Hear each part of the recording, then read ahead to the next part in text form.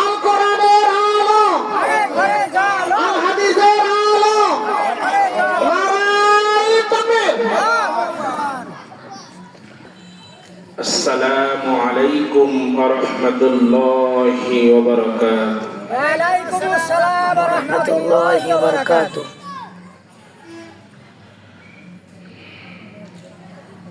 نحمده ونستعينه ونستغفره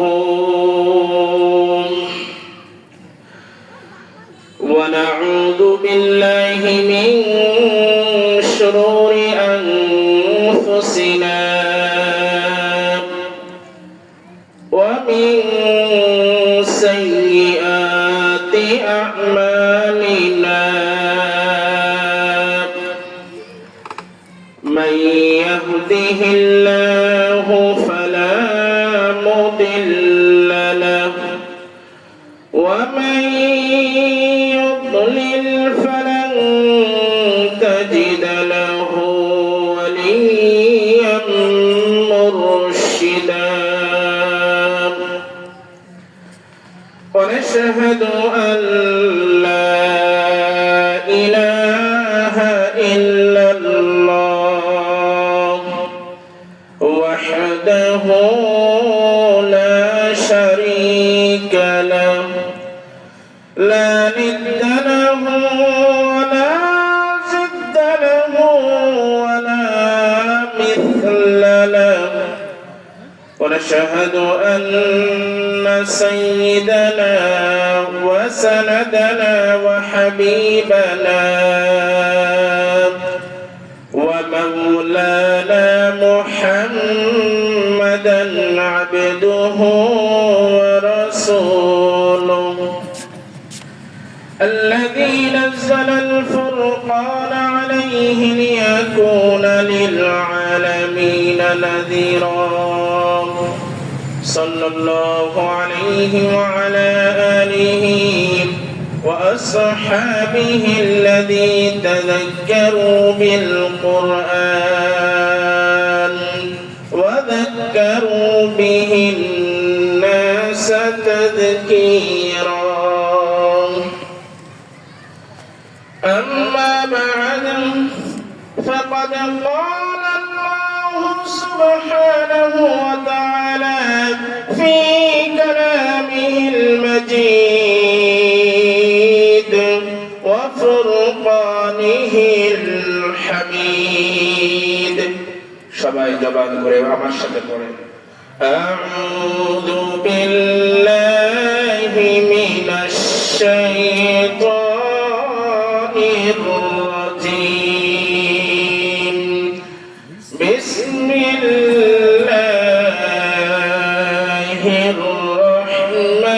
রাহমানির রাহিম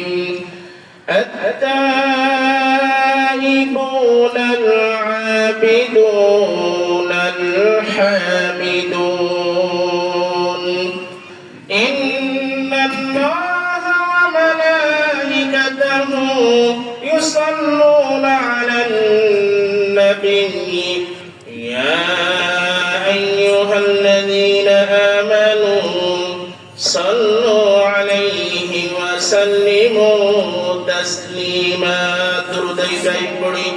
اللهم صل على محمد وعلى آل محمد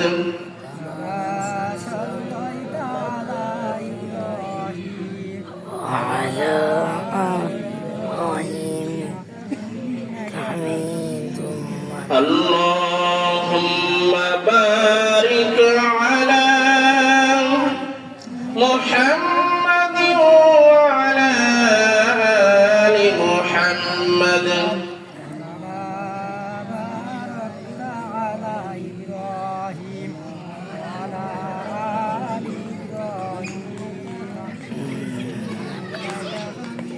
بلغ العلا بكماله كشف الدجى بجماله حسنت جميع خصاله آله صلوا عليه وآله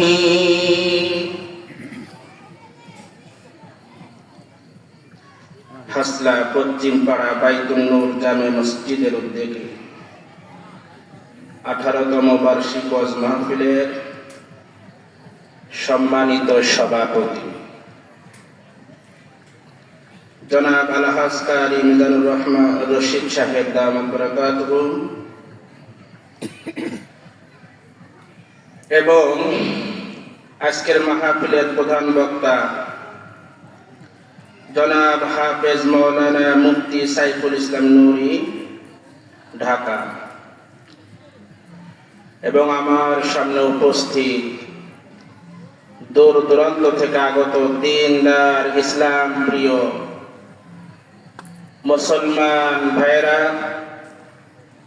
পর্দার আড়ালে অবস্থানরত আমাদের মা ও বোনেরা, সবাইকে আমার অন্তরের স্থল থেকে আমি সবাইকে মোবারকবাদ জানাচ্ছি। সর্বপ্রথম শুকরিয়া জ্ঞাপন করছি ওই মহান মালিকের দরবারে যে মহান আল্লাহ তাআলা আপনাকে আমাকে বিভিন্ন অঞ্চল থেকে বাছাই করে পছন্দ করে ভালোবেসে আজকে কিছু সময় দিনী মাহফিল শোনার জন্য আসার তৌফিক দান করেন। সবাই জবান খুলে শুকরিয়া আদায় করে আলহামদুলিল্লাহ। আমার মনে হচ্ছে আপনারা মাহফিলে এসে বেজার হয়েছে। আমি যে কথাগুলি বললাম এটা স্বয়ং আল্লাহর কথা, আল্লাহর নবীর কথা। আল্লাহর হাবিব রাসূল করিম সাল্লাল্লাহু আলাইহি ওয়াসাল্লাম হাদিসের মধ্যে ইরশাদ করেন, মান ইউরিদিল্লাহু বিহি খায়রান ইউফাক্কিহু ফিদ্দীন। আল্লাহ তাআলা যার ভালো চায়, আল্লাহ তাআলা যার মঙ্গল চায়, আল্লাহ তাআলা যাকে পছন্দ করে তাকে দ্বীনের কাজ, নেকির কাজ করার তৌফিক দান। এখানে এমন অনেক মানুষ আছে যারা বিভিন্ন দূর দূরান্ত থেকে টাকা পয়সা খরচ করে আসছেন, ঠিক কিনা? আবার দেখেন এই জায়গায় মাহফিল হচ্ছে, একদম মাহফিলের সাথেই অনেকের বাসা আছে। অনেক ভাইয়েরা বিভিন্ন দূর দূরান্ত থেকে আসছে ঠিক মাহফিল শোনার জন্য, কিন্তু মাহফিলের ময়দানে তারা নাই, তারা আশেপাশে ঘোরাফেরা করতেছে। বুঝতে হবে আল্লাহ তাআলা তাদের মঙ্গল চায় না।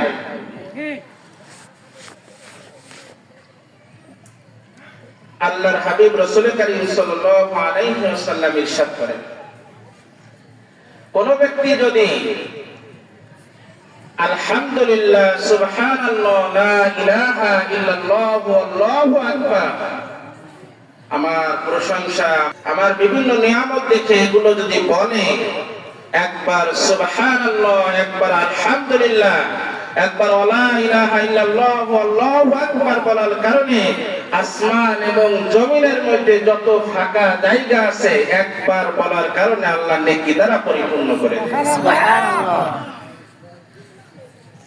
এজন্য মাহফিলে আসছি আমরা, এখানে দ্বীনের কথাই হবে, কোরআন এবং হাদিসের কথা হবে। আপনারা যদি শুরু থেকে শেষ পর্যন্ত দিলের কান নিয়ে, অন্তরের কান নিয়ে যদি আপনারা কিছু কথা শোনেন, আমি আশা করতেছি নবীজির ওই হাদিসের দিকে তাকিয়ে যে আল্লাহ তাআলা আজকে হয়তো আপনার আমলনামায় কোটি কোটি আল্লাহ নেকি লিখে দিতে পারেন, এবং এই মাহফিলটাও ওই কঠিন কিয়ামতের ময়দানে আমাদের সবার জন্য নাজাতের ওসিলা হয়ে যেতে পারে। আমি যে আয়াতে কারিমা আপনাদের সম্মুখে তেলাওয়াত করেছি, এই আয়াতটা হলো 11 নম্বর পারা 4 নম্বর পৃষ্ঠায় সূরা তাওবা 112 নম্বর আয়াতের কিছু অংশ। আল্লাহ তাআলা বলেন এই আয়াতের শুরুতে আত-তাইবুন আল-আবিদুন আল-হামিদুন, ধারাবাহিক এই আয়াতের মধ্যে আল্লাহ তাআলা মুমিনদের, যারা আল্লাহর প্রতি ঈমান এনেছে, পরকালকে যারা বিশ্বাস করে, যারা সেই কঠিন কিয়ামতের ময়দানকে বিশ্বাস করে, এই দুনিয়ার জিন্দেগির হিসাব নেওয়া হবে পরকালে, এটাকে যারা বিশ্বাস করে, সেই মুমিন বান্দাদের আলোচনা আল্লাহ তাআলা এই আয়াতের মধ্যে বলতেছে। আল্লাহ তাআলা বলছেন মুমিনদের, যারা ঈমানদার দাবি করে, তাদের মধ্যে কমপক্ষে 8টি গুণ থাকতে হবে। কয়টি গুণ বলেন? আজকে মাহফিল থেকে কিছু শিখে যেতে হবে ইনশাআল্লাহ। নিয়ত করছেন সবাই? এই যে মুমিন যারা, তাদের মধ্যে কমপক্ষে কয়টি গুণ থাকতে হবে? 8টি গুণ থাকতে হবে, 8টি বৈশিষ্ট্য থাকতে হবে। তার প্রথম নম্বর যেটা আল্লাহ তাআলা বলেন আত-তাইবুন, যে ব্যক্তি ঈমানদার, যে ব্যক্তি মুমিন, যে ব্যক্তি আমি আল্লাহকে বিশ্বাস করে, পরকালকে বিশ্বাস করে, সেই ব্যক্তির মধ্যে তওবা করার যে গুণ, এটা থাকতে হবে। কারণ মুমিনের 8টি গুণের কথা আল্লাহ তাআলা বলছেন। সর্বপ্রথম যে গুণের কথা আল্লাহ বলছেন সেটা কি? তওবা করা। তওবা করার গুণটা মুমিন যে দাবি করবে তার মধ্যে থাকতে হবে। কারণ হলো আল্লাহ তাআলা আপনাকে আমাকে দুনিয়াতে পাঠিয়েছেন কিসের জন্য বলেন তো? আল্লাহ তাআলার গোলামি করার জন্য। আল্লাহ তাআলা, কথা বলেন না কেন আপনারা? সবাই একটু জবান খুলে আমার সাথে কথা বলেন। এসব জানেন না আপনারা? সবাই জানেন, আমি পুনরায় আবার রিপিট করতেছি। সবাই আপনারা জানেন আল্লাহ তাআলা আপনাকে আমাকে দুনিয়াতে পাঠিয়েছেন একমাত্র তার ইবাদত করার জন্য, তার গোলামি করার জন্য। সবাই বলেন, একমাত্র ইবাদত করার জন্য আর গোলামি করার জন্য। দেখেন আল্লাহ তাআলা আসমান এবং জমিনের মধ্যে যত মাখলুক সৃষ্টি করেছেন, মানুষ এবং জিন সহ যত পশু পাখি যা কিছু আমরা দেখি, গাছ গাছালি, চন্দ্র সূর্য তারকা, নদী নালা, মাটি, সব কিছু কিন্তু আল্লাহর মাখলুক। এটা আপনারা বিশ্বাস করেন? আমরা যেমন মাখলুক, আমরা দু চোখে যা কিছু দেখি সব কিছু আল্লাহর সৃষ্টি মাখলুক। কিন্তু আল্লাহ তাআলা দুনিয়াতে যত মাখলুক সৃষ্টি করেছেন, সমস্ত মাখলুকের মধ্যে মাত্র 2টি মাখলুকের পরকালে আল্লাহ তাআলা হিসাব নেবেন। একটি হলো মানব জাতি আর একটা হলো জিন জাতি। আপনারা জানেন না? এই ছাড়া আল্লাহ তাআলা যত মাখলুক সৃষ্টি করেছেন, কোন মাখলুককে তার হিসাব নেওয়া হবে না। এখন প্রশ্ন হলো, মানুষ এবং জিন জাতি ব্যতীত যত মাখলুক আল্লাহ সৃষ্টি করলেন, কেন সৃষ্টি করলেন? আল্লাহ তাআলা এটাও বলে যে বান্দা, দুনিয়াতে আমি মানুষ এবং জিন জাতি ব্যতীত যত মাখলুক তোমরা দেখো না দেখো, সমস্ত মাখলুককে আমি সৃষ্টি করেছি তোমাদের উপকারের জন্য। কাদের জন্য? আমাদের উপকারের জন্য। ভালো করে বোঝার চেষ্টা করেন। তাহলে আল্লাহ তাআলা বলছেন দুনিয়াতে যত মাখলুক আমি সৃষ্টি করেছি, আসমান জমিনের মধ্যে নিচে 7টি জমিন রয়েছে। এটা হলো প্রথম জমিন। এর নিচে আরো আল্লাহ তাআলা 7টি জমিন সৃষ্টি করেছেন। এই যে আমরা উপরে আসমান দেখি, এই আসমানের উপরে আল্লাহ তাআলা আরো 7টি আসমান সৃষ্টি করেছেন। অনেক মাখলুক আছে জীবনে আমরা চোখে দেখি নাই। আল্লাহ তাআলা বলেন, যদিও না দেখো, যত মাখলুক আমি সৃষ্টি করেছি মানুষ এবং জিন জাতি ব্যতীত সমস্ত মাখলুককে আমি সৃষ্টি করেছি। এই যে আমরা দেখি গাছ গাছালি,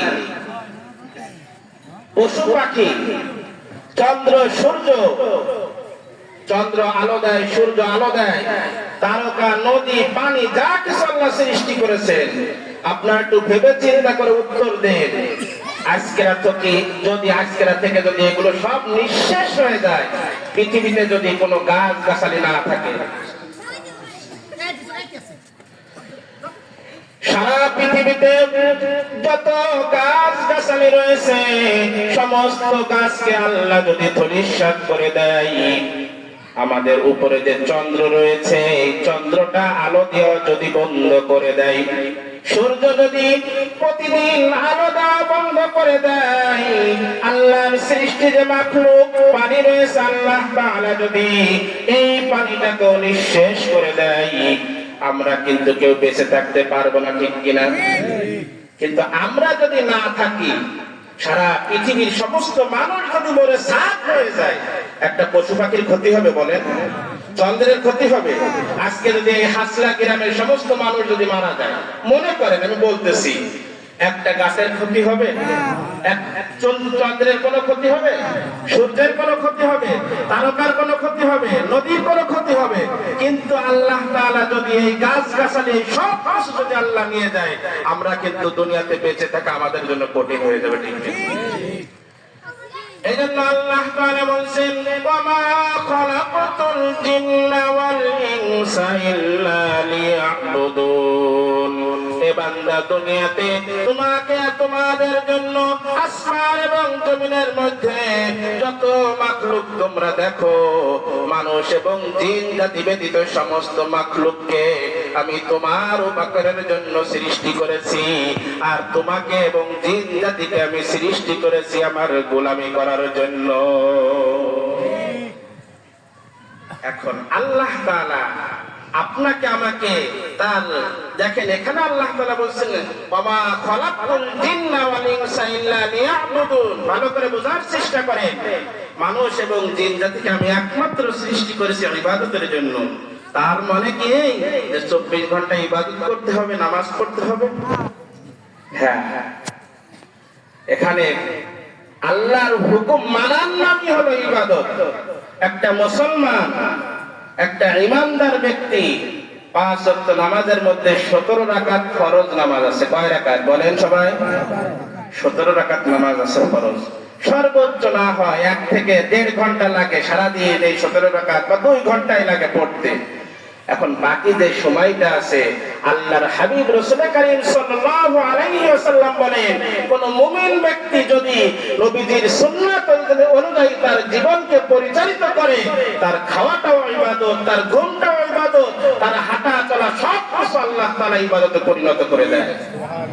একজন ঈমানদার ব্যক্তি সকালবেলা বাড়ি থেকে বের হয়েছে কৃষি কাজের জন্য, ধান লাগানোর জন্য। সে যদি ধান লাগায়, সেটা যদি সুন্নাত তরিকাও হয়, তাহলে তার ওই প্রত্যেকটা ধানের বিনিময়ে আল্লাহ তাআলা তার আমল নামায় নেকি লিখতে শুরু করে দিবেন। একটা ঈমানদার ব্যক্তি রাত্রবেলা যখন ঘুমাবে, দিনের বেলায় যখন বিশ্রাম নিবে, যদি সে ব্যক্তি ওযু করে ঘুমায়, ডাইন কাত হয়ে ঘুমায়, ঘুমানোর দোয়াটা পড়ে সে যদি ঘুমায়, যতটুক সময় সে ঘুমালো ততটুক সময় তার নেকি লিখতেই থাকবে ফেরেশতারা, সুবহানাল্লাহ। কিন্তু আজকের আমরা, আল্লাহ তাআলা এত দয়া করে মায়া করে আপনাকে আমাকে দুনিয়াতে পাঠালে তার গোলামি করার জন্য, তার দাসত্ব করার জন্য। কিন্তু আজকের এই দুনিয়ায় আসার পরে দুনিয়ার নিয়ামত আমরা ভোগ করতেছি, আল্লাহর সৃষ্টি সমস্ত নিয়ামত আমরা ভোগ করতেছি, কিন্তু আজকে আমরা সেই আল্লাহকে ভুলে গিয়েছি, ঠিক কিনা বলেন? এই জন্য আল্লাহ তাআলা বলছেন যে 11 নম্বর পারা 4 নম্বর পৃষ্ঠায় সূরাতুল তাওবার 112 নম্বর আয়াত আল্লাহ বলছেন, মুমিনদের 8টি গুণ থাকতে হবে। কয়টি গুণ বলেন? প্রথম নম্বর যে গুণটা তাইবুন, তওবা করার গুণ থাকতে হবে। কারণ আল্লাহ তাআলা জানেন মানুষকে আমি দুনিয়ায় পাঠাবো, দুনিয়ার মোহে পড়ে সে গুনার কাজ করবে, অন্যায় করবে। আমি যদি তার তওবার দরজা বন্ধ করে দিই, সে তো বাঁচতে পারবে না। এই কারণে আল্লাহ তাআলা তওবার দরজা খুলে রেখেছেন, সুবহানাল্লাহ। তওবা শব্দের অর্থ হলো ফিরে আসা, প্রত্যাবর্তন করা। গুনাহ করছেন, যখন আপনি বুঝ পাইছেন, মালিককে স্মরণ করে ওই গুনাহ ছেড়ে দেওয়া, এর নাম হলো তওবা। কিন্তু আল্লাহ তাআলা তার নবীর মাধ্যমে সারা পৃথিবীর সমস্ত মানুষকে জানায় দেন, আল্লাহর হাবিব রাসূল করিম সাল্লাল্লাহু আলাইহি ওয়াসাল্লাম হাদিসের মধ্যে ইরশাদ করেন, মুমিন ব্যক্তি মুমিন বান্দা অন্যায় করার পরে গুনাহ করলে আল্লাহ তার সমস্ত গুনাহকে maaf করে দেবে, ঠিক আছে, কিন্তু দুই সময় আল্লাহ তাআলা ওই মুমিন ব্যক্তির তওবাকেও কবুল করবে না। কয় সময় বলেন? তওবার দরজা আল্লাহ খোলা রাখছে। আপনি সারা জীবন অন্যায় করেছেন, আপনার বয়স 50, 60, 70 এর বেশিও হয়ে গিয়েছে, একদম মুরব্বী হয়ে গিয়েছে, বয়স অনেক হয়ে গিয়েছে, এখন যে কোনো কারণে আপনার বোঝ আসছে, আপনি সারা জীবন যত অন্যায় করেছেন, আমি সামনে আলোচনার সামনে আমি বলবো 5টি শর্ত আছে, এই শর্ত মেনে যদি আপনি তওবা করেন, আপনার 60 বছর 70 বছরের জিন্দেগির সমস্ত গুনাহকে আল্লাহ maaf করে দিবেন। কিন্তু আল্লাহ হাবিব রাসূল কারীম সাল্লাল্লাহু আলাইহি ওয়াসাল্লাম বলেন, দুই সময় আমি মুমিন ব্যক্তির তওবাকে আমি কবুল করব না। কয় সময়? 1 নম্বর হলো যখন মুমিন ব্যক্তি একদম মৃত্যুর সময় তার ঘরে আসবে, একদম মুমূর্ষু অবস্থায় মৃত্যুর একদম নিকটবর্তী সময় যখন চলে আসবে, মৃত্যুর যে গড়গড়ানি শুরু হয়ে যাবে, আল্লাহর হাবিব বলেন ওই সময় 1000 বার তওবা করলেও আল্লাহ তওবা কবুল করবে না। অর্থাৎ মৃত্যুর একদম নিকটবর্তী সময় দেখবেন যে মুমূর্ষু ব্যক্তি, অনেক মানুষ এখানে আছেন যারা মৃত্যুকে স্বচক্ষে দেখেছেন না? মৃত্যুর সময় চক্ষু বড় বড় হয়ে যায়, গাত পা ঘেমে যায়, এদিক ওদিক তাকায়, চোখ মুখ শুকিয়ে আছে বোঝা যায়, নিঃশ্বাস নিতে পারে না, একদম ওই মৃত্যুর গড়গড়া যখন শুরু হয়ে যাবে, আল্লাহর হাবিব বলেন ওই সময় 1000 বার তুমি যদি তওবা করো, তোমার তওবাকে আল্লাহ কবুল করবে না। এখন মৃত্যুর সময় কি আমাদের জানা আছে? আপনারা মনে হয় জানেন মৃত্যু কবে হবে। ফিরাউন যখন মুসা আলাইহিস সালাতু ওয়াস সালামের জামানায় ফিরাউন যখন আল্লাহর অবাধ্য হতে হতে, আল্লাহর সাথে নাফরমানি করতে করতে একদম যখন চূড়ান্ত সীমায় পৌঁছে গেল, মুসা আলাইহিস সালাতু ওয়াস সালামের উপরে এমন কোন নির্যাতন নেই ফিরাউন করেনি। আপনারা জানেন কিনা? ওই ফিরাউন সে নিজেকে খোদা বলে দাবি করেছিল। ওই ফিরাউন একদম সীমা যখন অতিক্রম হয়ে গেল, মৃত্যুর যখন একদম নিকটবর্তী সময় চলে আসলো, আল্লাহ তাআলা ফেরেশতাদের মাধ্যমে লোহিত সাগরের মধ্যে ওই ফিরাউন এবং তার সৈন্যদেরকে পানির মধ্যে যখন চুবাই চুবাই মারতেছিল, ফিরাউন যখন পানির মধ্যে এরকম ডুবে ডুবে মরে যাই ভাব, তখন কিন্তু সে মালিককে ডেকেছিল। আপনারা জানেন কিনা জানি না। একদম মৃত্যুর যখন সময় চলে এসেছিল, ফিরাউনকে যখন পানির মধ্যে ফেরেশতারা এরকম ডুবাচ্ছিল, ওই সময় ফিরাউন মুসাকে বলেছিল, হে মুসা, আমি তোর রব, আমি আল্লাহর প্রতি স্বীকার করতেছি, আমি আল্লাহকে বিশ্বাস করতেছি। সে ওই সময় ডেকে বলতেছিল, হে মুসা, আমি তোর রবের প্রতি ঈমান আনলাম। আল্লাহ তাআলা সব কিছু তখন দেখতেছিলেন। যখন ফিরাউন মুসা এবং আল্লাহর প্রতি যখন ঈমান আনা শুরু করতেছিল, আল্লাহ তাআলা তখন ফেরেশতাদেরকে বললেন, আজকে যতই ফিরাউন চেষ্টা করুক, ওর মুখ থেকে কালিমা বের হবে না, তার ইসলামকে কবুল করা হবে না। আল্লাহ তাআলা বলছে, যখন তোমাকে আমি সময় দিয়েছিলাম, সেই সময় তুমি আমাকে স্মরণ করো নাই। এখন একদম তোমার মৃত্যুর নিকটবর্তী সময় এসে গেছে, সেই সময় তুমি আমাকে স্মরণ করতেছো, আমার প্রতি ঈমান আনতেছো, আমি তোমার এই ঈমানকে আমি গ্রহণ করলাম না। তাহলে এই মৃত্যু আসার পূর্বে, একদম মৃত্যুর নিকটবর্তী সময় আসার পূর্বে আমাদের কি করতে হবে বলে? তওবা করতে হবে। কারণ কি আল্লাহ তাআলা এত সম্পদ দান করেছিলেন, সে ছিল কাফের, কাফেরদের অনেক বড় নেতা ছিল। আল্লাহ তাআলা ওই কারণকে এত সম্পদ দান করেছিলেন, তার সম্পদ যে সব রুমে রাখা হতো, সেই সব রুমের যে তালা মারা হতো, ওই তালার চাবি বহন করার জন্য অনেকগুলো উটের প্রয়োজন হতো। তাহলে বোঝেন আল্লাহ তাআলা কারণকে কত সম্পদ দিয়েছিল। এত সম্পদ দেওয়ার পরে আল্লাহ তাআলা বিধান দিলেন, হে কারণ, তোকে যে সম্পদ আমি দান করেছি, এই সম্পদের একটা অংশ তুই আল্লাহর রাস্তায় ব্যয় কর। সে কিন্তু ওই কারণ ওই সম্পদের যাকাত দিতে কেউ অস্বীকার করেছিল। আপনারা জানেন সবাই, কারণকে আল্লাহ অনেক সম্পদ দান করেছিল। যে সম্পদ যে সব রুমে গোডাউন যাকে বলে, গোডাউনের মধ্যে রাখা হতো, তালা মারার জন্য যে চাবি ব্যবহার করা হতো, ওই চাবি বহন করতে অনেকগুলো উটের প্রয়োজন। সুবহানাল্লাহ।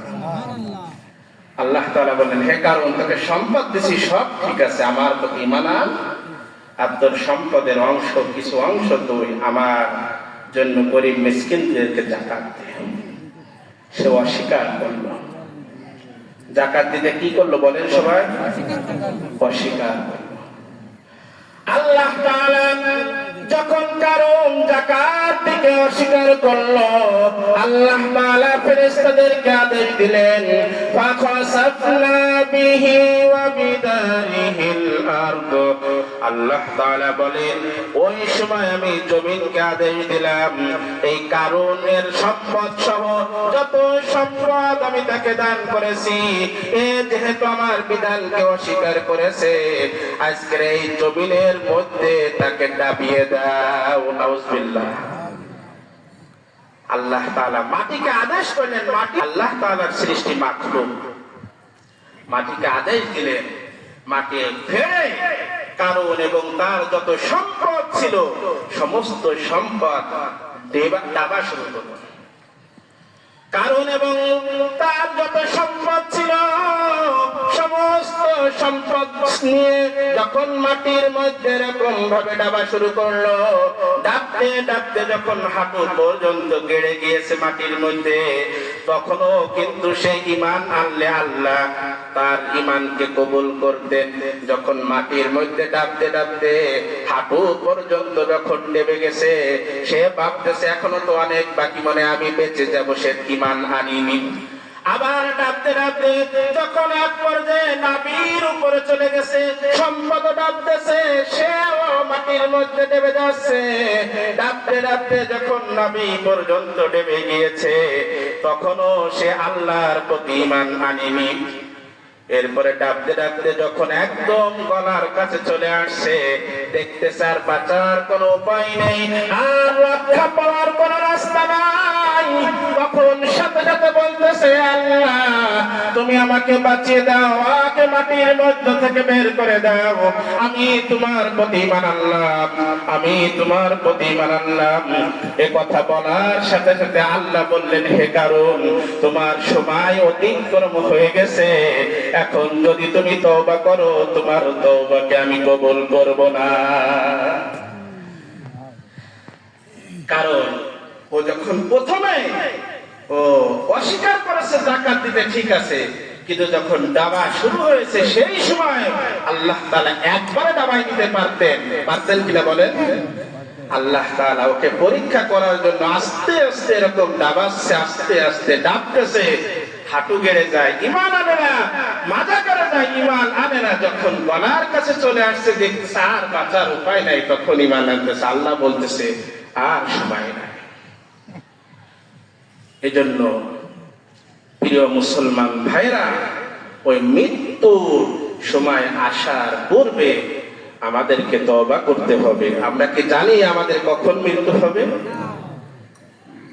মৃত্যু হবে এটা নিশ্চিত। পৃথিবীর মানুষ সব কিছুকে অস্বীকার করতে পারে। অনেক মানুষ মুসলমানের ঘরে, মুসলমানের সন্তান দেখবেন আল্লাহকে বিশ্বাস করে না, পরকালকে বিশ্বাস করে না, বলে মৃত্যুর পরে আমাদের আর কোনো হিসাব কিতাব নেওয়া হবে না। মৃত্যুর পরে আমরা তো অনেক কবর দেখলাম, ভেঙে গেছে, ওর মধ্যে তো শাস্তি দিতে কোনোদিন দেখলাম না। অনেকে বলে না, বলেন? সব কিছুকে অস্বীকার করতে পারবা, মৃত্যুকে কি অস্বীকার করতে পারবা?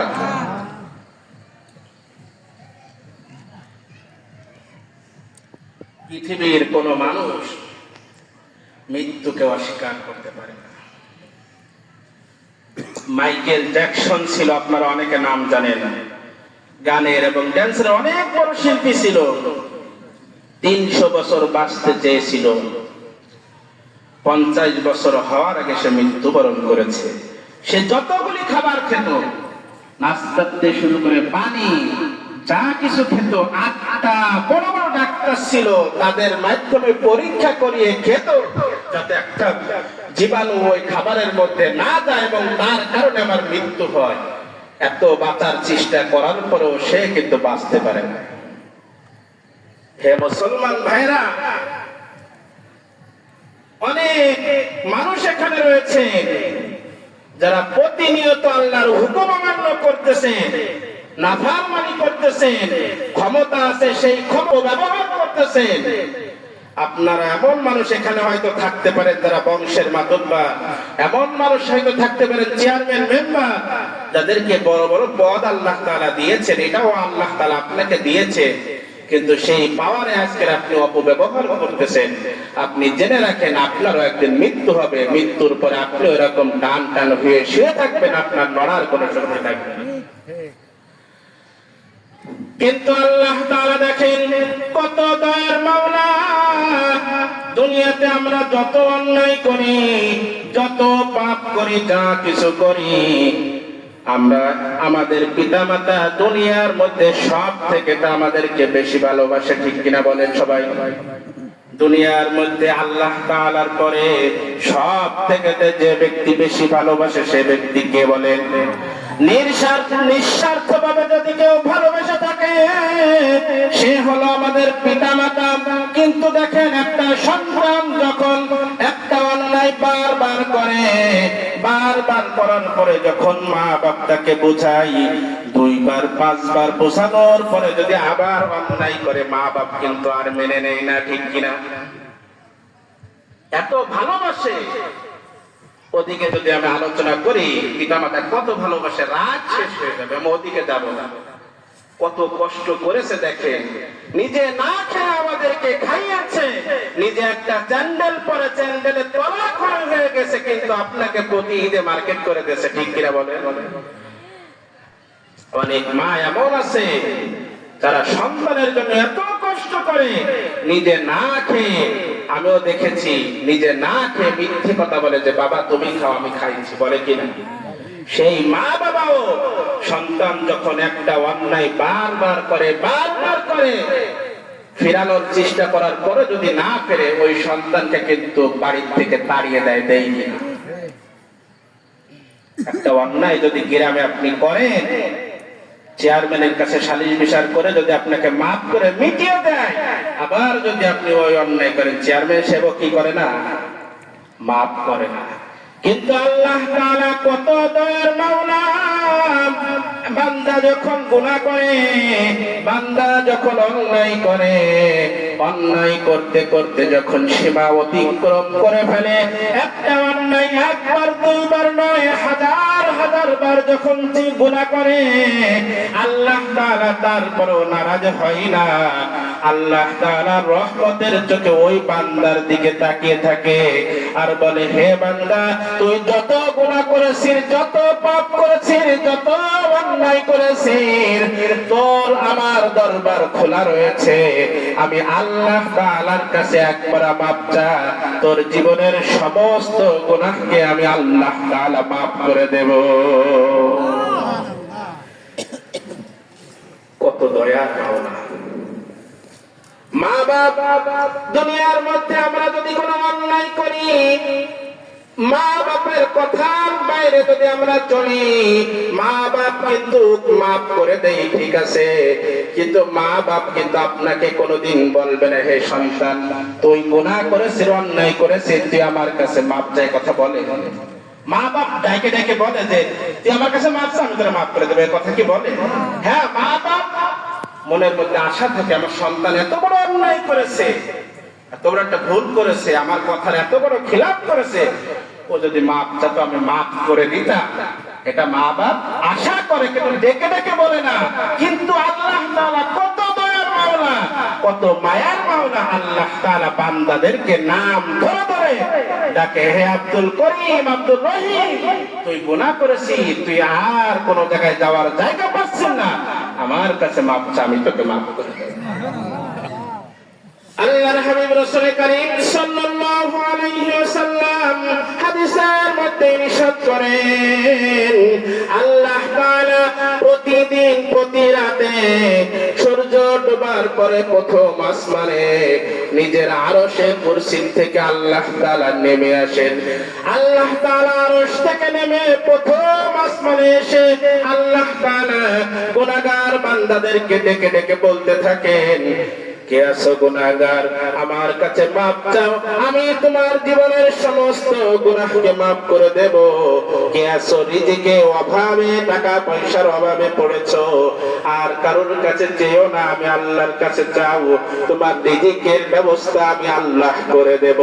কে আছো টাকা পয়সার সমস্যায় ভুগতেছো, কারোর কাছে যাওয়ার দরকার নাই, আমি আল্লাহর কাছে তুমি যদি চাও, তোমার টাকা পয়সার সমস্ত অভাবকে আমি আল্লাহ পূরণ করে দেব।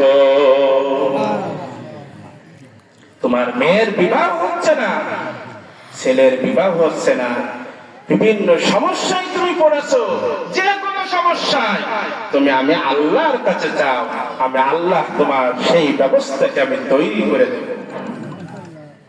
আল্লাহ আল্লাহর হাবিব রাসূল করিম সাল্লাল্লাহু আলাইহি ওয়াসাল্লাম বলেন, দুনিয়ার মধ্যে যত মানুষকে আল্লাহ দুনিয়াতে পাঠিয়েছেন, আপনারা যদি জেনে থাকেন বলেন, নবীরা কি কোনোদিন গুনাহ করেছে নাই?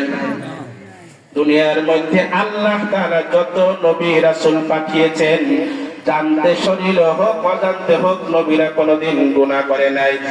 সেই নবী আমাদের বিশ্ব নবী, আল্লাহর নবী হযরত মুহাম্মদ সাল্লাল্লাহু আলাইহি ওয়াসাল্লাম হাদিসের মধ্যে ইরশাদ করেন, বলেন, আমি জীবনে কোনোদিন গুনাহ করি নাই, তারপরেও প্রতিদিন কমপক্ষে আমি 70 বার আল্লাহর কাছে মাপ চাই। কয়বার বলেন? অন্য হাদিসের মধ্যে আসছে আল্লাহর নবী বলেন, কমপক্ষে আমি 100 বার প্রতিদিন আমি আল্লাহর কাছে মাপ চাই। মাপ চাওয়ার মধ্যে এই নয় যে মসজিদে যে সেজা গুজে 5 মিনিট 10 মিনিট ধরে আপনার আল্লাহর কাছে মাপ চেতে হবে। আপনি যদি অন্যায় করে ফেলেন, গুনাহ করে ফেলেন, আল্লাহকে স্মরণ করে শুধুমাত্র আস্তাগফিরুল্লাহ বলেন, আল্লাহ তাআলা আপনার আস্তাগফিরুল্লাহ বলতে দেরি আপনার গুনাহকে মাফ করতে দেরি করবে না। সুবহানাল্লাহ। এরকম দয়াময় আল্লাহ, এত দয়া আল্লাহ, পৃথিবীর কোন মানুষের আল্লাহ তাআলা এত দয়া দান করেন। রুকনে আমিন এবং হাজারে আসাদ, মক্কা শরীফের যে বাইতুল্লাহর যে গিলাফ রয়েছে, ওই জায়গায় একটা আয়াত লেখা রয়েছে।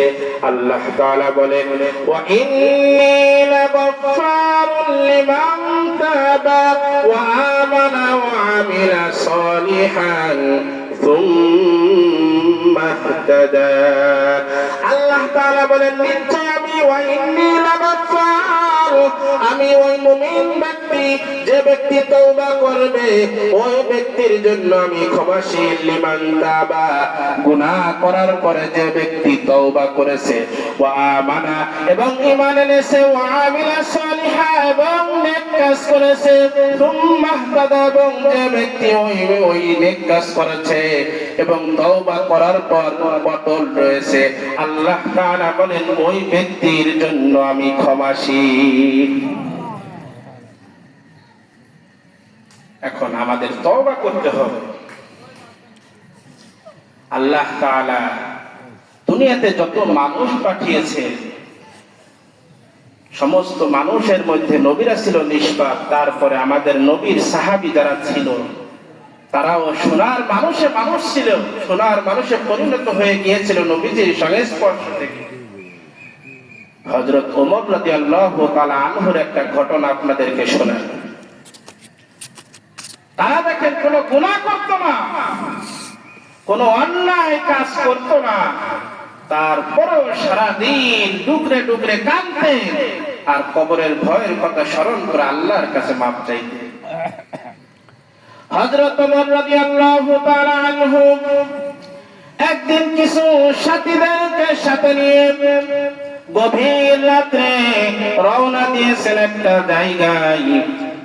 ওই পথে যখন রওনা দিচ্ছেন, পথিমধ্যে হাঁটা অবস্থায় হযরত ওমর রাদিয়াল্লাহু তাআলা আনহু তার পিছনে যে সাথীরা ছিল তাদেরকে জিজ্ঞাসা করলেন, হে আমার সাথী ভাইরা, তোমরা কি বলতে পারো কোরআনের মধ্যে এমন কোন আয়াত আছে কিনা যে আয়াতটার দিকে যদি আমরা লক্ষ্য করি আমাদের কবরের কথা বিশাল ভয় হয়, এরকম কোন আয়াত আছে কিনা?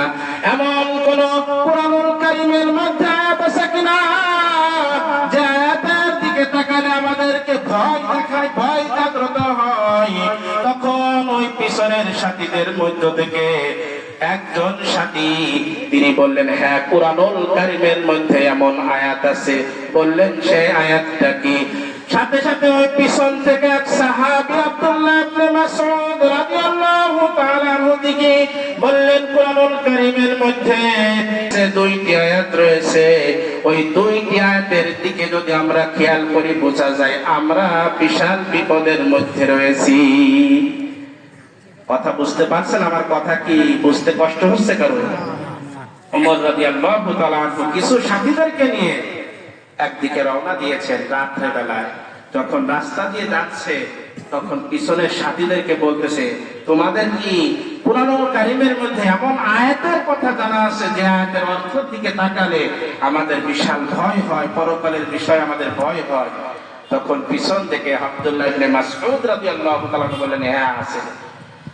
হযরত ওমর রাদিয়াল্লাহু তাআলা আনহু বললেন, সেই আয়াতটা কি? সাথে সাথে আব্দুল্লাহ ইবনে মাসউদ রাদিয়াল্লাহু তাআলা আনহু কুরআনুল কারীমের 30 পারার সূরাতুল জিলজালের 7 এবং 8 নম্বর আয়াতটা তেলাওয়াত করলেন। বললেন, ফামান ইয়ামাল মিসকালা যাররাতিন খায়রান ইয়ারা। আল্লাহ তাআলা কুরআনুল কারীমের মধ্যে বলেন, কোন ব্যক্তি দুনিয়ার মধ্যে যদি জাররা পরিমাণ নেকির কাজ করে, জাররা পরিমাণ নেকির কাজ যদি দুনিয়ার মধ্যে থাকতে করে, আল্লাহ তাআলা কঠিন কিয়ামতের ময়দানে ওই জাররা পরিমাণ নেকির প্রতিদানটাও আল্লাহ দেবেন। ওয়া মান ইয়ামাল মিসকালা যাররাতিন শাররান ইয়ারা। এবং কোন ব্যক্তি যদি দুনিয়ার মধ্যে জাররা পরিমাণ গুনার কাজ করে, গুনার কাজ করার পরে মৃত্যুবরণ করে, তওবা না করে, কিয়ামতের ময়দানে জেনে রাখো ওই জাররা পরিমাণ গুনার হিসাবটাও আল্লাহ তাআলা নেবে। কথাটা বুঝতে পারছেন? জাররা পরিমাণ নেকির কাজ যদি আপনি দুনিয়াতে করে যান, আল্লাহ তাআলা কিয়ামতের ময়দানে ওই জাররা পরিমাণ নেকির যে প্রতিদান সেটাও আপনাকে দিবেন। পক্ষান্তরে যদি আপনি জাররা পরিমাণ ছোট থেকে একটা ছোট গুনাহ করেন, বড় গুনাহ নয়, জাররা পরিমাণ একদম ছোট গুনাহ। জাররাটা কাকে বলে আপনারা হয়তো জানেন। উদাহরণস্বরূপ একটা গামছা, একটা লুঙ্গি আপনি ধোয়ার পরে চিপড়ালেন, চিপড়ানোর পরে একটা ঝাড়া মারবেন, দেখবেন এরকম বাষ্পের মতন এক একটা দানা উঠতে থাকে। দেখেন আপনারা, ওই এক একটা দানাকে বলা হয় জাররা। আল্লাহ তাআলা বলেন, দুনিয়ার মধ্যে বান্দা যদি জাররা পরিমাণ গুনার কাজ করে, ওই গুনার প্রতিদান কিয়ামতের ময়দানে আমি তাকে দেব। এই কথা শোনার সাথে সাথে ওমর রাদিয়াল্লাহু তাআলা কাঁদতে শুরু করলেন। বললেন, তাহলে তো আমার বাঁচার উপায় নাই। দুনিয়ায় আল্লাহ আমাদেরকে পাঠিয়েছেন, কত গুনাহ করে ফেলতেছি। আল্লাহ যদি এরকম জাররা পরিমাণ গুনার হিসাব নেই, আমার মতো ওমরের আল্লাহর কাছে হিসাব দিয়ে জান্নাতে যাওয়ার শক্তি আমার নাই। সুবহানাল্লাহ।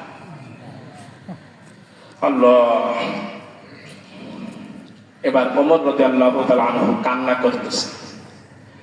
কিছু সময় পরে ওমর রাদিয়াল্লাহু তাআলা আনহু আবার ওই পিছনের সাথীদেরকে জিজ্ঞাসা করলেন, হে আমার সাথী ভাইরা, তোমাদের কি কোরআনুল কারীমের মধ্যে এমন কোন আয়াত সম্পর্কে জানা আছে যে আয়াত যদি অর্থের দিকে তাকাই মুমিনদেরকে আশা দেখায়? কি দেখায়? একটু আগে যে আয়াতটা তেলাওয়াত করছে ওটা ভয় দেখায় না? যারা পরিমাণ নেকির কাজ করলে তারও হিসাব দেওয়া লাগবে, যারা পরিমাণ গুনার কাজ করলে তারও হিসাব দেওয়া হবে। তো যারা পরিমাণ গুনার কাজ করেনি এমন কোন মানুষ এখানে আছে?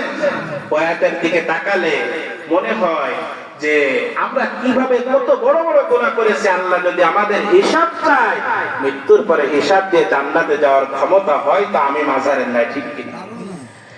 এখন ওমর রাদিয়াল্লাহু তাআলা আনহু বলতেছেন কোরআনুল কারীমের মধ্যে, হে আমার সাথী ভাইরা, তোমাদের কারো দ্বারা আছে না এমন আয়াতের কথা যে আয়াতের দিকে যদি তাকাই আল্লাহ তাআলার প্রতি আমাদেরকে আশা দেখায়? তখন ওই ইবনে মাসউদ রাদিয়াল্লাহু তাআলা আনহু তখন তিনি একটা আয়াত তেলাওয়াত করলেন আর বললেন, হে ওমর, কোরআনুল কারীমের মধ্যে মুমিনদেরকে আশা দেখায়, ভয় না দেখায়, আশা দেখায় এমন আয়াতও আছে। তখন বললেন সেই আয়াতটা কি? ইবনে মাসউদ রাদিয়াল্লাহু তাআলা আনহু কোরআনুল কারীমের 24 নম্বর পারার 3 নম্বর পৃষ্ঠায় একটি আয়াত আছে, সেই আয়াতটা উল্লেখ করলেন। বললেন, কুল ইয়া ইবাদিয়াল্লাযীনা আসরাফু আলা আনফুসিহিম লা তাকনাতু মির রাহমাতিল্লাহ। এর মধ্যে আল্লাহ তাআলা বলেন, কুল হে নবী, আপনি মানুষদেরকে জানান দেন, ইয়া ইবাদিয়াল্লাযীনা আসরাফু আলা আনফুসিহিম, আপনি ওই গুনাহগার বান্দাদেরকে জানান দেন যারা দুনিয়ার মধ্যে আমার নিয়ামত খেয়ে আমার সাথে নাফরমানি করতে করতে অন্তরটা পুড়ে কালো হয়ে গেছে। আলা আনফুসিহিম, নিজের নফসের উপরে অনেক জুলুম করেছে, ওই সমস্ত মানুষদেরকে আপনি জানায় দেন, লা তাকনাতু মির রাহমাতিল্লাহ। এ গুনাহগার বান্দারা, তোমরা যত গুনাহ করো, যত অপরাধ করো, তোমরা আল্লাহ তাআলার দরবার থেকে, আল্লাহ তাআলার রহমতের দরবার থেকে তোমরা নৈরাশ হয়ে যেও না। ইন্নাল্লাহা ইয়াগফিরুদ যুনুবা জামিআ, কারণ হলো আল্লাহ তাআলা নিশ্চয় বান্দার জন্য ইয়াগফিরুদ যুনুবা জামিআ, দুনিয়ার মধ্যে যত গুনাহ করুক, যত পাপ করুক, খাস দিলে যদি তওবা করে তওবার কারণে সমস্ত গুনাহকে আল্লাহ মাফ করে দেয়। ইন্নাহু হুয়াল গফুরুর রহিম। আল্লাহ তাআলা বলেন বান্দার জন্য, দুনিয়ার মধ্যে বান্দার জন্য আল্লাহ তাআলার মতো পরম ক্ষমাশীল এবং পরম দয়ালু আর পৃথিবীতে পাওয়া যাবে না। অর্থাৎ বান্দা যদি গুনাহ করতে করতে এত গুনাহ করছে, মুখ দেখানোর জায়গা না, এত গুনাহ করছে, এমন কোন অপরাধ নাই যে সে করি নাই, যত গুনাহ হোক, খাস দিলে যদি একবার তওবা করতে পারে, আপনি মানুষদেরকে জানায় দেন, নবীকে বলতেছে আল্লাহ, ওই বান্দার ভয় পাওয়ার কোনো কারণ নাই। গুনাহ করেছে ঠিক আছে, তোর মা তোকে তাড়িয়ে দিয়েছে, তোর বাবা তোকে তাড়িয়ে দিয়েছে, চেয়ারম্যান মেম্বার তোর বংশের মুরব্বীরা তোকে তাড়িয়ে দিয়েছে, আমার দরবার তোর জন্য খোলা, আমার কাছে আয় বান্দা, আমি তোকে মাফ করব। এজন্য গুনাহ আমরা করব, এটা স্বাভাবিক। আমাদের নবী হযরত আদম আলাইহিস সালাতু ওয়াস সালাম, তাকে সৃষ্টি করার পরে আল্লাহ তাআলা বলেছিলেন, হে আদম, তুমি একটা গাছের ফল দিয়েছিলেন, যে ওই গাছের ফলটা তুমি খাবা না, আপনারা জানেন। হযরত আদম আলাইহিস সালাতু ওয়াস সালাম সেই হুকুমের কথা ভুলে গিয়েছিলেন, ভুলে গিয়ে সেই গাছের ফলটা আদম আলাইহিস সালাতু ওয়াস সালাম খেয়েছিলেন। খাওয়ার কারণে আল্লাহ তাআলা হযরত আদম নবীকে জান্নাত থেকে দুনিয়ায় পাঠিয়ে দিয়েছিলেন। দুনিয়াতে যখন পাঠিয়ে দেওয়ার পরে আদম আলাইহিস সালাতু ওয়াস সালাম সিজদায় পড়ে গিয়েছিলেন আর আল্লাহর কাছে কান্নাকাটি করেছিলেন, আল্লাহ তাআলাকেও মাফ করে দিয়েছিলেন। তা গুনাহ থেকে তওবা করা এটা হলো নবীদের সিফাত, মুমিনদের সিফাত। পক্ষান্তরে গুনাহ থেকে ফিরে না আসা, তওবা না করা, এটা হলো শয়তানের সিফাত। কার সিফাত বলেন?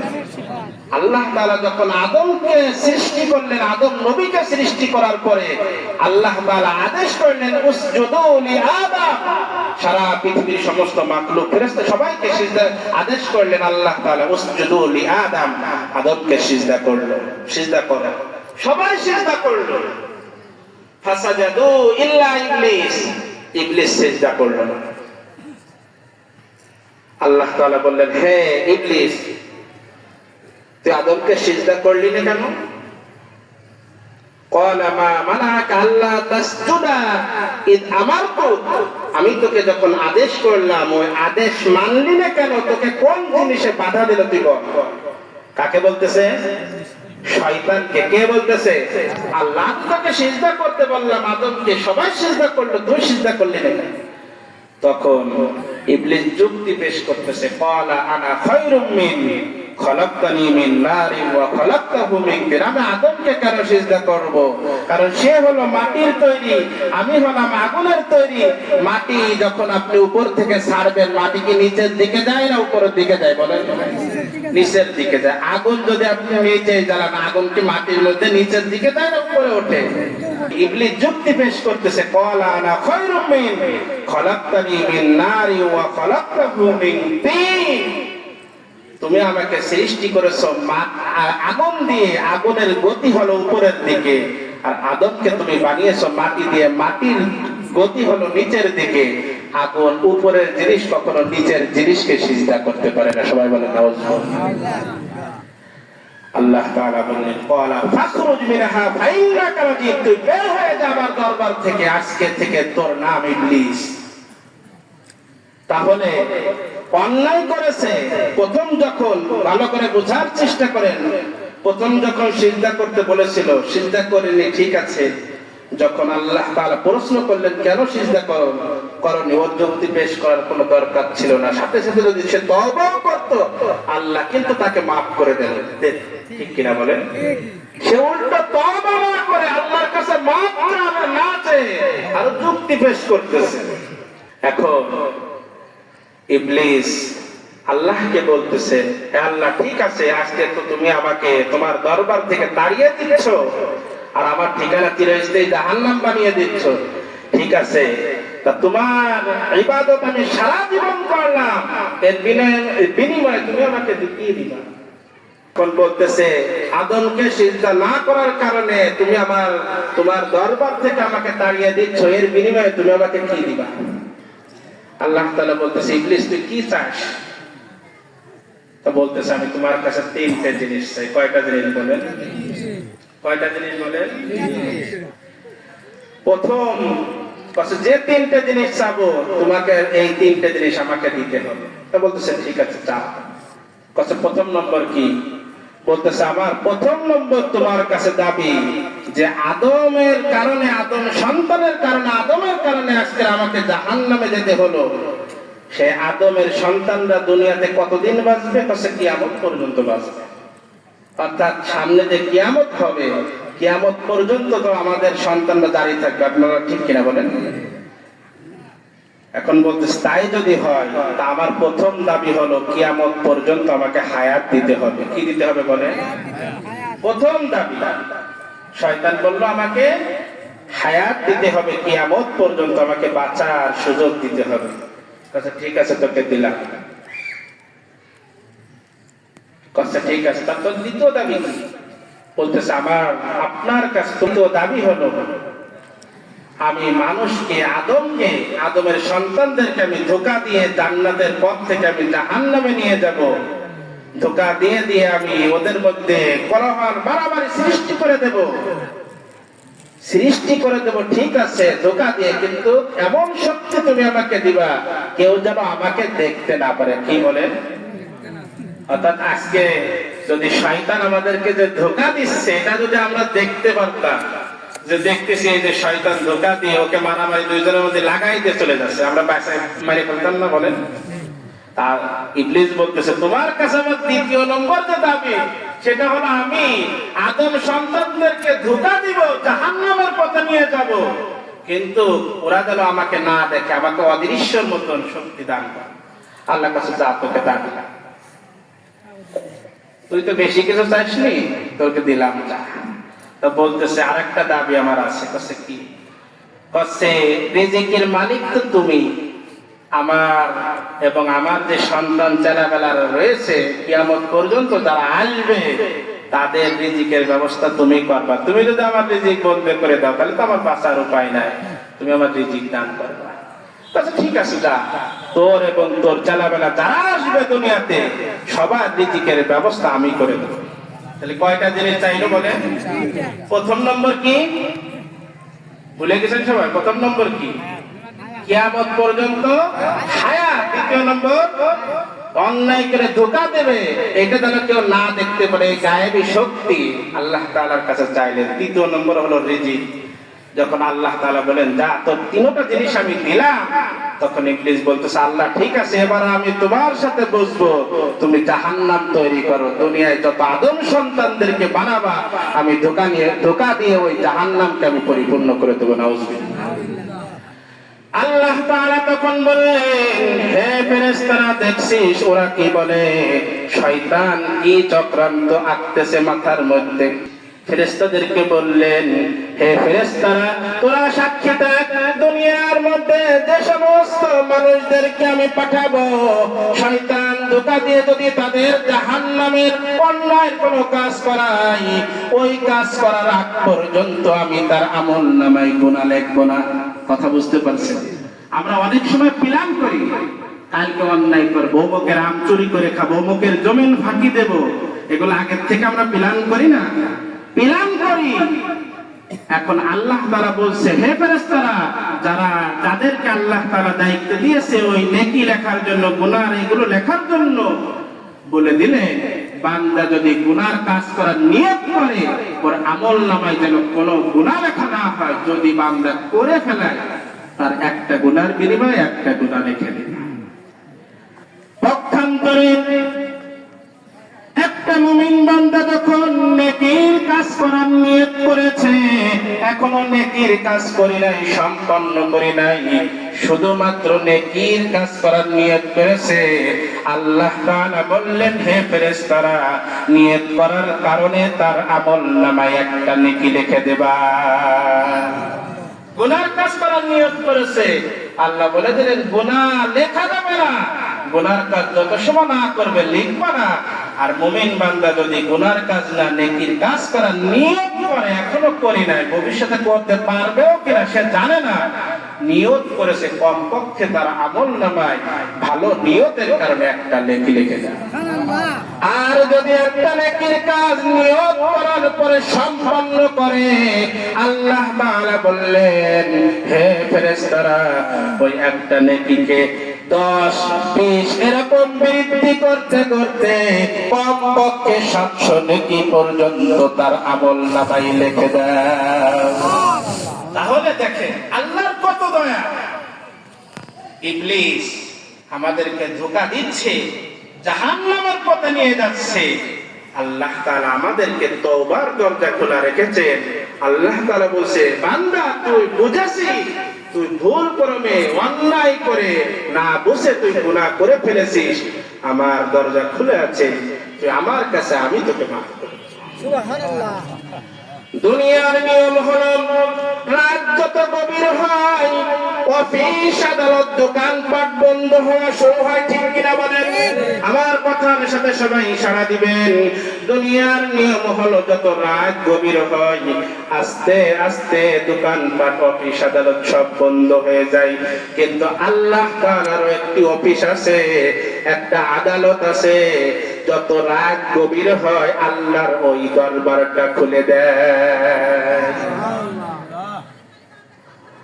আল্লাহ তাআলা মানুষের জন্য যে অফিস রেখেছেন, আল্লাহ তাআলা রাত যত গভীর হয় ওই অফিসটা আল্লাহ তাআলা খুলে দেন। আর বান্দাদেরকে ডেকে ডেকে বলেন এ বান্দা তুই কে আছো গুনাহগার, কে আছো পাপী, কে কাছে অভাবগ্রস্ত, কে বিভিন্ন বিপদের মধ্যে রয়েছে, আমি আল্লাহ তাআলার কাছে চাও, আমি তোমার সমস্ত কিছুকে আমি পূরণ করে দেব।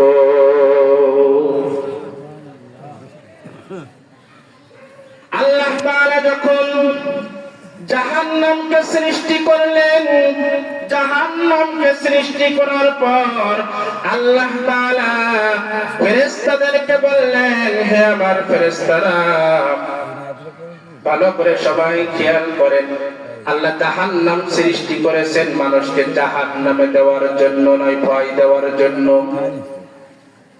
জাহান্নাম যদি আল্লাহ তাআলা সৃষ্টি না করতেন, জাহান্নামের ভয় কেউ পেত না, আর গুনার থেকে তওবা কেউ করত না।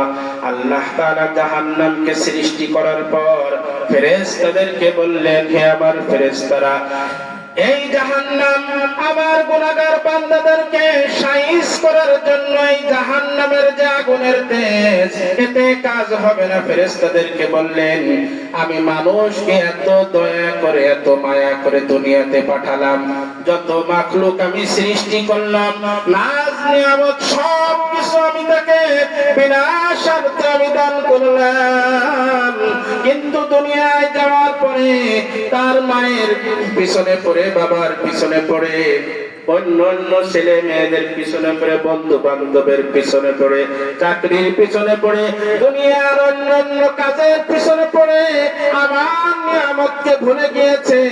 আমি যে আল্লাহ তাআলা দুনিয়াতে তাদেরকে পাঠিয়েছিলাম আমার ইবাদত করার জন্য, গোলামি করার জন্য, আজকেরা দুনিয়ায় যায় সর্বপ্রথম আমাকে ভুলে গিয়েছে। হে ফেরেশতারা, তোমাদের যে জাহান্নাম বানিয়েছো, এই জাহান্নামের যে আগুন, এই জাহান্নামের যে তেজ, এই আগুনে ওদের কাজ হবে না। নাফরমান বান্দাদের জন্য আল্লাহ জাহান্নামকে সৃষ্টি করার পরে ফেরেশতাদেরকে বললেন, 1000 বছর ওই আগুনে জাল দাও। কয় হাজার বছর? আগুনের জাল দিতে দিতে, তেজ বাড়াতে বাড়াতে 1000 বছর যখন জাহান্নামকে উত্তপ্ত করলো, আগুনের কালারটা লাল টকটকে হয়ে গেল, অনেক অনেক তেজ হলো। আল্লাহ তাআলাকে ফেরেশতারা বললেন, হে আল্লাহ, এই জাহান্নামকে 1000 বছর ধরে উত্তপ্ত করেছি, দেখেন এবার হয় কিনা। আল্লাহ তাআলা বললেন, এই আগুনে আমার জাহান্নামী বান্দা, নাফরমানি বান্দাদের জন্য কাজ হবে না। হে ফেরেশতারা, এই আগুনকে আরো প্রজ্বলিত করো। জাহান্নামের যে ফেরেশতারা রয়েছে, ওই 1000 বছর জাল দেওয়ার পরে আরো আবার উত্তপ্ত করা শুরু করলো। বলেন নাউজুবিল্লাহ। আরো 1000 বছর জ্বালালো, মোট 2000 বছর জ্বালানোর পরে আগুনের কালার একদম দুধের মতন সাদায় পরিণত হয়ে গেল এবং আগুনের তেজ অনেক বৃদ্ধি পেয়ে গেল। এরপরে ফেরেশতারা বললেন, হে আল্লাহ, দেখেন এই আগুনে জাহান্নামের বান্দাদের কাজ হয় কিনা। আল্লাহ তাআলা বললেন, না না না, আমি এত নিয়ামত দান করেছি, আমার নিয়ামত পেয়ে আমাকে ভুলে গিয়েছে। ওই জাহান্নামী বান্দাদের এই আগুনে কাজ হবে না, আগুনকে আরো উত্তপ্ত করো, আরো জাল দাও।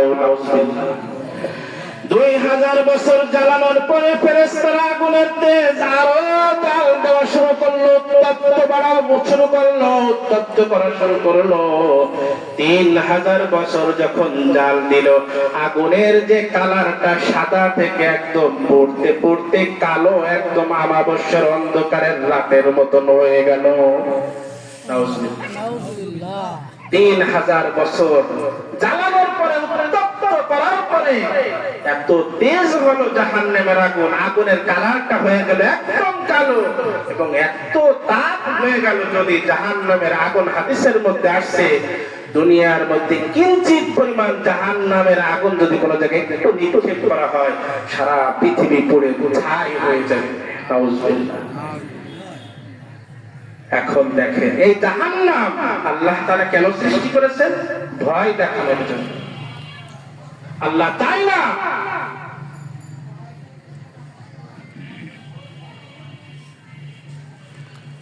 তার কোন বান্দা জাহান্নামে যাক, মৃত্যুর পরে সমস্ত বান্দারা জান্নাতে যাকে এটাই আল্লাহ আশা করে।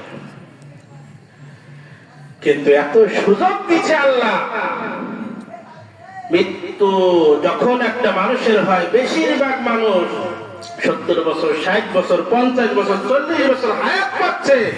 এমন অনেক নাফরমান বান্দা দুনিয়াতে রয়েছে, শুক্রবারে জুমার নামাজটাও পড়ে না, আছে না বলেন? আবার নামাজ পড়তেছে ঠিক আছে, কিন্তু সুদ খাচ্ছে, ঘুষ খাচ্ছে, বেপরদায় চলাফেরা করতেছে, এমন নাফরমান বান্দা দুনিয়াতে আছে না বলেন?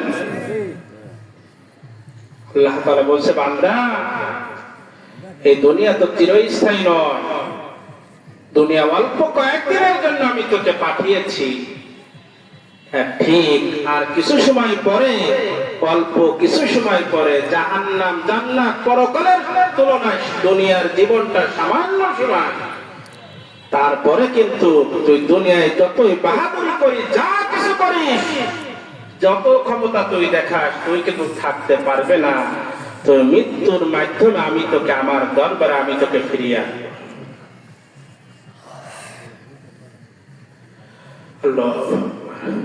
এই জন্য মৃত্যুর পূর্বে আমাদের কি করতে হবে বলেন? সবাই কথা বলেন, তওবা। তওবা করতে হবে। তওবাটা হলো মুমিনের প্রথম সিফাত। 8টি যে সিফাত রয়েছে, আল্লাহ যদি বাঁচিয়ে রাখে সামনে বলবো ধারাবাহিক।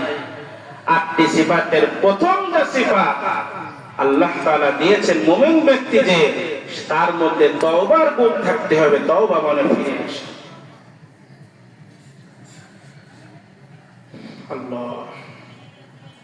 আল্লাহর হাবিব রাসূল করিম সাল্লাল্লাহু আলাইহি ওয়াসাল্লাম হাদিসের মধ্যে বলেন, যে ব্যক্তি খাস দিলে তওবা করবে, 5টা শর্ত মেনে যদি কেউ তওবা করতে পারে, আমি তার জীবনের সমস্ত গুনাহকে মাফ করে দেব। শুধু তাই নয়, জীবনে যত প্রকার সে গুনাহ করেছে, যত প্রকার গুনাহ করেছে, যত বড় বড় গুনাহ করেছে, শিরকি বাতিনি যত প্রকার গুনাহ করেছে, আল্লাহ তাআলা বলেন যে তার গুনাহকে শুধু আমি মাফ করবই তাই নয়, গুনাহটাকে আমি আল্লাহ তাআলা নেকি দ্বারা পরিবর্তন করে দেব।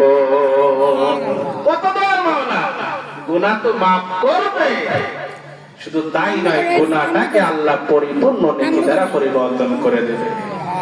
আল্লাহ তাআলা বলেন, ইয়া আইয়ুহাল্লাযীনা আমানু তুবু ইলাল্লাহি তাওবাতান নাসুহা। হে ঈমানদার মুমিন বান্দা বান্দীগণ, গুনাহ করার পরে যদি তোমরা 5টি শর্ত মেনে যদি তোমরা তওবা করতে পারো, আসা রাব্বুকুম আইয়ুকাফিরা আনকুম সাইয়্যাতিকুম। অচিরেই আল্লাহ তাআলা আসা রাব্বুকুম আইয়ুকাফিরা আনকুম সাইয়্যাতিকুম, দুনিয়ার মধ্যে যে গুনাহ তোমরা করেছো, সমস্ত গুনাহকে আল্লাহ নেকি দ্বারা পরিবর্তন করে দেবে। ওয়া ইউদখিলাকুম জান্নাতিন তাজরি মিন তাহতিহাল আনহার। আর আল্লাহ তাআলা বলেন, শুধু মাফ করবেন তাই নয়, মৃত্যু বরণ করতে তোমার দেরি হবে, কিন্তু তোমাকে জান্নাতে দিতে আল্লাহ দেরি করবে না। কেমন জান্নাত? জান্নাতিন তাজরি মিন তাহতিহাল আনহার। আল্লাহ তাআলা বলেন, তওবা করে যদি তুমি খাস দিলে তওবা করে তুমি যদি আসতে পারো, মৃত্যুর পরে তোমাকে যে জান্নাতটা দেওয়া হবে, সেই জান্নাতের নিচ দিয়ে নহর প্রবাহিত হতে থাকবে। সুবহানাল্লাহ। অন্য এক আল্লাহ তাআলা বলেন, ইল্লা মান তাবা ওয়া আমানা ওয়া আমিলা আমালান সালিহান ফাউলাইকা ইউবাদদিলুল্লাহু সাইয়্যাতিহিম হাসানাত ওয়া কানা আল্লাহু গফুরার রহিমা। আল্লাহ তাআলা বলেন, ইল্লা মান তাবা ওয়া আমানা ওয়া আমিলা আমালান সালিহান। গুনাহ করার পরে যে ব্যক্তি আমার নিকট ফিরে আসবে, তওবা করবে, ওয়া আমানা এবং ঈমান আনবে, ওয়া আমিলা সালিহা এবং নেক কাজ করবে, ফাউলাইকা ইউবাদদিলুল্লাহু সাইয়্যাতিহিম হাসানাত। আল্লাহ তাআলা তার জীবনের সমস্ত গুনাহকে নেকি দ্বারা পরিবর্তন করে দেবে। ওয়া কানা আল্লাহু গফুর করেন, দুনিয়ার মধ্যে আমার মতন ক্ষমাশীল, আমার মতন দয়ালু তুমি পাবা না। বান্দা তোকে আমি হায়াত দান করেছি, দুনিয়ার পিছনে পড়িস না, আমার দিকে ফিরে আয়, আমি তোকে মাফ করে দেব। পাঁচটি শর্ত, এই পাঁচটি শর্ত যদি মেনে তওবা করেন আল্লাহ তাআলা আপনাকে ওই পুরস্কার দিবেন। পাঁচটি শর্তের প্রথম শর্ত হলো যে ব্যক্তি তওবা করবে তার প্রথম নম্বর যে শর্ত, সেই শর্তটা হলো সে মুখে মুখে স্বীকার করতে হবে। কি করতে হবে বলে? যখন আপনি তওবা করবেন, তওবা করার সময় আপনার মধ্যে পাঁচটি গুণ থাকতে হবে, পাঁচটি শর্ত মেরে তওবা করতে হবে। আপনি একটা গুনাহ করেছেন, ঠিক আছে, কিন্তু প্রথম আপনার গুণ থাকতে হবে, ওই গুনাহটা তওবা করার সময় আপনার মুখে মুখে স্বীকার করতে হবে। কি করতে হবে বলেন? মসজিদে যাওয়া লাগবে না, আপনি যে জায়গায় আছে আল্লাহর কাছে মাফ চাচ্ছে, আপনি আগামীকাল আবার গুনাহ করতেছেন, তাহলে তওবার কোনো কাজ হবে বলেন? পাঁচটি শর্ত। কয়টি শর্ত? এটা মুখস্থ করে যেতে হবে। কয়টি শর্ত বলে? তওবা করলে আপনার জীবনের সমস্ত গুনাহ মাফ করে দেবে এবং ওই গুনার বিনিময়ে আল্লাহ আপনার গুনাহটাকে নেকি দ্বারা পরিবর্তন করতে হবে। তবে পাঁচটা শর্ত। মানে কয়টি শর্ত? প্রথম শর্ত হলো মুখে মুখে স্বীকার করা, হে আল্লাহ আমি এই গুনাহ করে ফেলেছি, তুমি আমাকে মাফ করে দাও। হাত উঠান বা না ওঠা, আপনাকে মুখে মুখে কি করতে হবে বলে? স্বীকার করতে হবে। দ্বিতীয় নম্বর হলো অনুতপ্ত হতে হবে, লজ্জিত হতে হবে। আপনি গুনাহ করেছেন, আল্লাহর কাছে মাফ চেয়েছেন, আবারই আপনি বড়াই দেখাচ্ছেন না, একদম লজ্জিত হতে হবে, নিজেকে ছোট মনে করতে হবে, আল্লাহ আমি গুনাহ করে ফেলেছি, অনুতপ্ত হতে হবে আল্লাহর কাছে। তৃতীয় নম্বর হলো ওই গুনাহ থেকে বিরত থাকতে হবে। বলেন কি? যে গুনাহটা করছে ওই গুনাহ থেকে বিরত থাকতে হবে।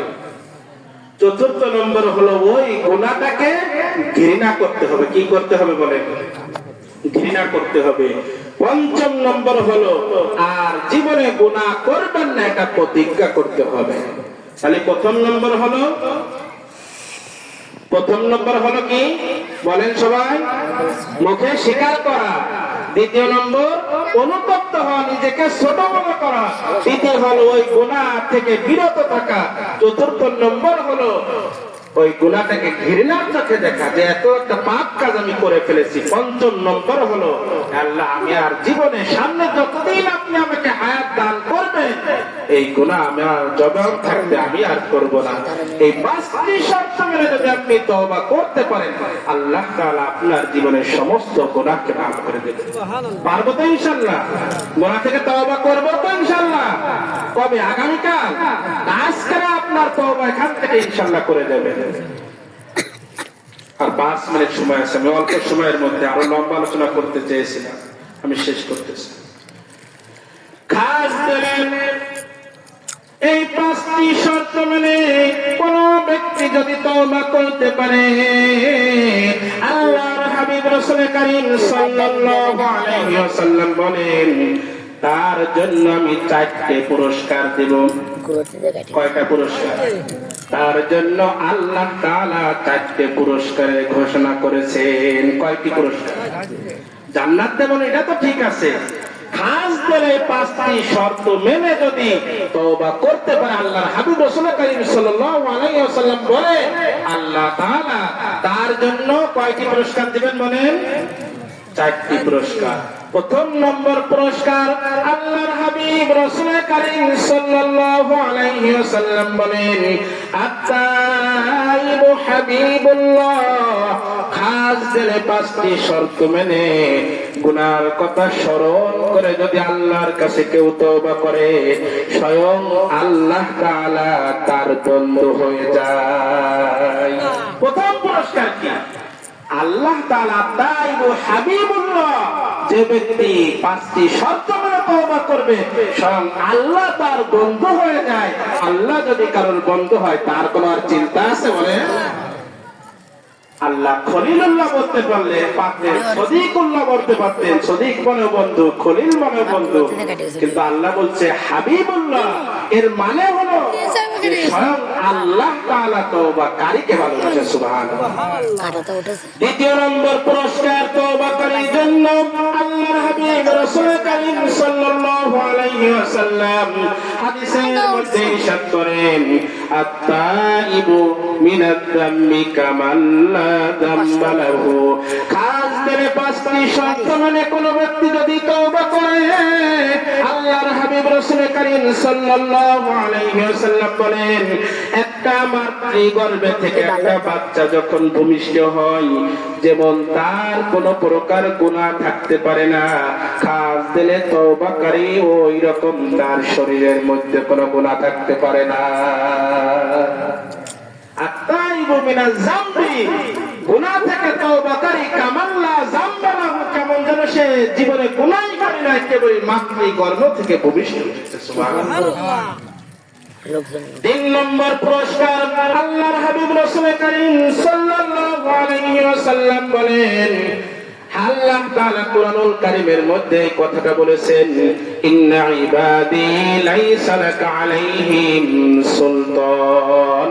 পাঁচটি শর্ত মানে কোন ব্যক্তি যদি খাস করে আল্লাহর কাছে তওবা করতে পারে, তার দুনিয়ার যত রিজিকের দায়িত্ব, সমস্ত রিজিক নাই, শুধু সমস্ত কিছুর জিম্মাদারির দায়িত্ব আল্লাহ তাআলা হাতে নিয়ে নেয়। সুবহানাল্লাহ। প্রথম নম্বর কি বলেছি? আল্লাহ তার বন্ধু হয়ে যায়। দ্বিতীয় নম্বর বলেছি সে এমন নিষ্পাপ হয়ে যায় কেমন যেন সে মাতৃগর্ভ থেকে সদ্য ভূমিষ্ঠ হয়েছে। তৃতীয় নম্বর আল্লাহ তাআলা তার যত কিছুর প্রয়োজন, যা কিছু আছে ইন টোটাল সব কিছুর জিম্মাদারির দায়িত্ব কে নিয়ে নেয় বলে? আল্লাহ। যার জিম্মাদারির দায়িত্ব নিয়ে যায় তার কোনো চিন্তা আছে? চতুর্থ নম্বর বলে আমি আলোচনা শেষ করব। চতুর্থ নম্বর তওবাকারীর পুরস্কার হিসেবে আল্লাহ তাআলা বলেন, ইন্নাল্লাযীনা ক্বালু রাব্বুনাল্লাহ সুম্মা ইসতাকামু তাতানাজ্জালু আলাইহিমুল মালায়েকাতু আল্লা তাখাফু ওয়া লা তাহজানু ওয়া আবশিরু বিল জান্নাতিল্লাতী কুনতুম তুআদুন। খাস দিলে তওবা করে ইন্নাল্লাযীনা ক্বালু রাব্বুনাল্লাহ সুম্মা ইসতাকামু, গুনাহ করার পরে খাস দিলে তওবা করার পরে আল্লাহ তাআলা দুনিয়াতে তাকে যতদিন হায়াত দিয়েছিল সে ইসলামের বিরুদ্ধে কোনো কথা বলে নাই, আল্লাহর নবীর হাদিসের বিরুদ্ধে কোনো কথা বলে নাই, শরীয়তের উপরে সে অটল ছিল। সুম্মা ইসতাকামু, অটল থাকতে থাকতে যদি তার মৃত্যুবরণের সময় হয়ে যায়, তাতানাজ্জালু আলাইহিমুল মালায়েকা, আল্লাহ তাআলা বলেন খাস দিলে তওবাকারীর একদম মৃত্যুর সময় অগণিত ফেরেশতাকে আল্লাহ তাআলা পাঠিয়ে দেয়। জান কবজ করার একদম নিকটবর্তী যখন সময় চলে আসে, খাস দিলে তওবা করেছে, তার উপরে অটল থেকেছে, আল্লাহ তাআলা বলেন তাতানাজ্জালু আলাইহিমুল মালায়েকাতু, মৃত্যুর একদম নিকটবর্তী সময়ে হাজার হাজার ফেরেশতাকে তার জানটা স্বাগত জানানোর জন্য আল্লাহ পাঠিয়ে দেয়। আল্লাহ তাখাফু ওয়া লা তাহজানু। এবার দেখেন আল্লাহ তাআলা দুইটি কথা এখানে বলতেছেন, আল্লাহ তাখাফু ওয়া লা তাহজানু। প্রত্যেকটা মানুষ মৃত্যুর সময় দুইটি ভয় করে। একটা ভয় হলো দুনিয়ায় যে সম্পদ রেখে যাচ্ছি, সন্তানদেরকে রেখে যাচ্ছি, মা বাবা আত্মীয় স্বজন যাদেরকে রেখে যাচ্ছি তাদের কি হবে চিন্তা করে কিনা বলেন? আর একটা চিন্তা করে মৃত্যুর সময়, মৃত্যু যখন হয়ে যাচ্ছে সেই সময় পরকালের কথা স্মরণ হয়, বলে মৃত্যুর পরে জানি না আমার কি হবে। প্রথম ভয় করে দুনিয়ার কি হবে আমার সন্তানদেরকে আমি যদি মারা যাই, আবার চিন্তা করে মৃত্যুর পরে পরকালে আমার সাথে আল্লাহ কি হিসাব নিকাশ করবে জানি না। আল্লাহ তাআলা বলেন কোন ব্যক্তি যদি খাস দিলে তওবা করে, মৃত্যুর সময় ফেরেশতাদেরকে পাঠিয়ে তাদেরকে বলে দেয়, হে ফেরেশতারা তোমরা ওই সমস্ত বান্দাদেরকে জানিয়ে দাও আল্লাহ তাখাফু ওয়া লা তাহজানু, ভয় পাওয়ার কোনো কারণ নাই, টেনশনের কোনো কারণ নাই। তোমার যে দুনিয়ার মধ্যে বিবি বাল বাচ্চাদের যাদেরকে রেখে যাচ্ছ, সবার জিম্মাদারির দায়িত্ব আমি নিয়ে দিলাম। ওয়া লা তাহজানু, এবং পরবর্তী যে জিন্দেগি রয়েছে, পরকালের যে জিন্দেগি রয়েছে, ওই জিন্দেগিরও তুমি পেরেশান করো না। মৃত্যু হতে দেরি তোমাকে আমি জান্নাতের মধ্যে দিতে দেরি করব না। একদম সংক্ষিপ্ত সময়, আমি 1-2 মিনিটের মধ্যে শেষ। وأبشروا بالجنة التي كنتم توعدون نحن أولياؤكم في الحياة الدنيا وفي الآخرة। ওই যে মৃত্যুর সময় ফেরেশতারা তাদের কাছে আসবে, তারা ওই ফেরেশতারা ওই ব্যক্তিকে জানাবে আউলিয়াউকুম ফিল হায়াতিদ দুনিয়া ওয়া ফিল আখিরা, হে বান্দা মৃত্যুর পরে তোমার ভয় পাওয়ার কোনো কারণ নাই। দুনিয়ার জীবনে আমি যেমন তোমাদের বন্ধু ছিলাম, আমরা যেমন তোমাদের বন্ধু ছিলাম, ফেরেশতারা বলবে পরকালের জিন্দেগিতেও ভয় পাওয়ার কারণ নাই, পরকালে আমি তোমাদের বন্ধু থাকবো। নুসুলাম মিন গফুরির রহিম। আল্লাহ তাআলা বলেন, হে ফেরেশতারা, ওই মানুষটাকে জানিয়ে দাও এটা হলো তোমার ঈমানের উপরে অটল থাকার প্রতিদানের কারণে আমি তোমাকে দিচ্ছি। বুঝতে পারছেন সবাই? এ কারণে মুমিন ব্যক্তি যে তার প্রথম 8টা গুণের কথা আল্লাহ বলেছেন তওবার 112 নম্বর আয়াতে, প্রথম গুণটার কথা আল্লাহ বলেছেন তওবা করা। কারণ কি?